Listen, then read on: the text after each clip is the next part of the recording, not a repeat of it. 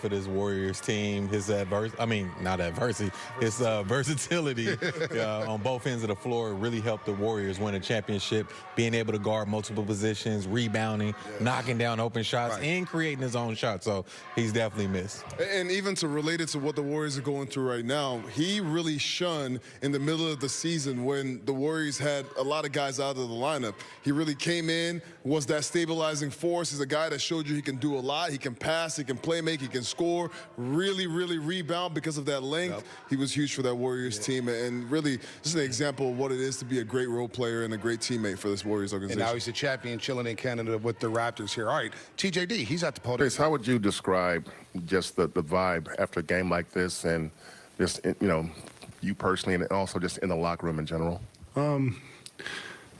Obviously, guys are upset. We didn't play up to our capabilities to start the game. I think we settled in when the second half started, but it was a little bit too late. But, guys are upset. Obviously, we were a better team than that, and we should have played better than that. But at the end of the day, we got to move on to the next game, see what we did wrong, fix it, and then move on. Trayce, do you think it was one of those nights where you guys just didn't have it, or do you think you guys just didn't come out with the energy required to win an NBA basketball game?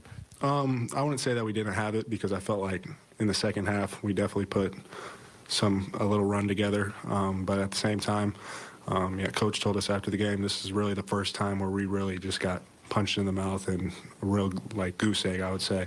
But at the end of the day, we just got to learn from it, fix our mistakes, and move forward.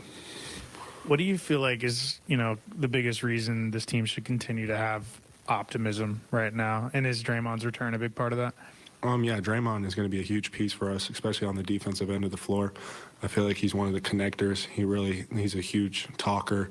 Even when he was out there on the sidelines, just talking to us, telling us what we should do, our halftime adjustments, who should guard who to start the second half, which sparked one of our runs. He's just huge. He's a huge guy in the locker room, and he's much needed on our team. Pelicans, they're going to come into town Wednesday. And remember, it's an early start time here at Chase Center, a midweek 5:30 start. So you want to get off work early, you want to beat traffic, maybe take public transportation, but a 5:30 p.m. tip Wednesday before the Warriors hit the road for 4 games and then come back home next Friday, January 19th, against the Mavericks. But the Pelicans are 4 games back of the Minnesota Timberwolves in the Western Conference. It's a dangerous basketball team trying to find its stride right now. Zion's playing some good hoop. Zion's playing well. Another matchup nightmare, because he's a guy he's big, he's wide, he's fast. He can go against the guards. He could drive the bigs and post up the guards.